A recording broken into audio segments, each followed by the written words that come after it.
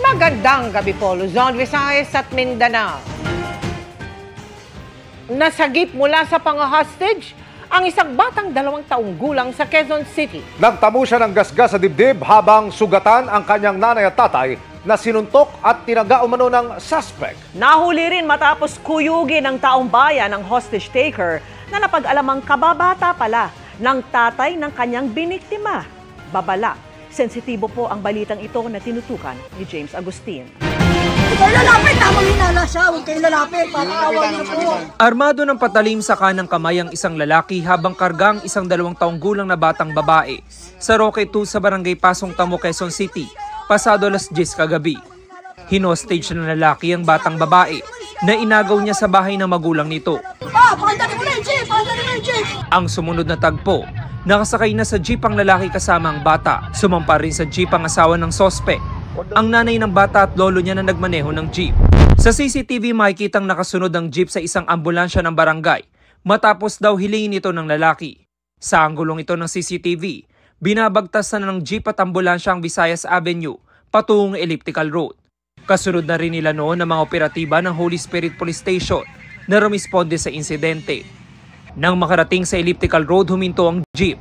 Tila aligagana ang sospek habang nakatutok ang hawak niyang patalim sa bata. Pinipigilan siya ng nanay ng bata pero ilang beses niya itong siniko. Ilang minuto pa ang lumipas hanggang sa na-corner ang sospek nang bumaba ito sa kanto ng Elliptical Road at Quezon Avenue. Dito na nailigtas mula sa kanya ang bata. Ang sospek na kinuyog ng taong bayan agad inaresto ng mga pulis. Dinala sa ambulansya ang batang babae na nagtamo ng gasgas sa dibdib.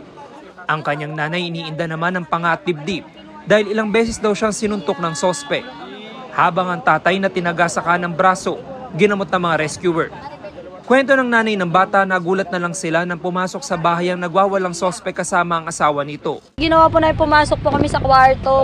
Pasok po dun sa kwarto, pinapatay niya po lahat ng ilaw. Kasi nga po nang hahawi-hawi po siya ng itak. Tapos kinuha niya po itong anak ko na babae. Tapos nung pagtaga niya po, sinalag nung asawa ko.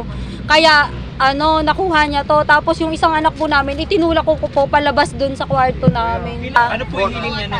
Na ihatid daw nga po sila sa Los Baños, Laguna.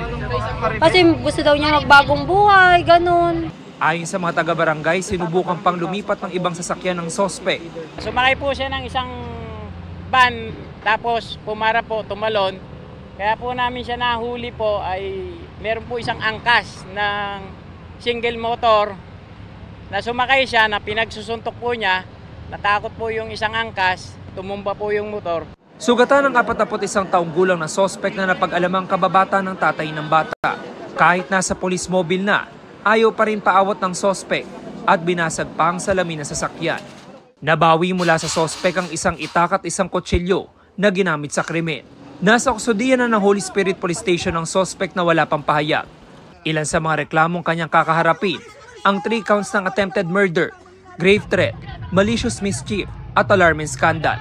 Para sa GMA Integrated News, James Agustin, nakatutok 24 oras.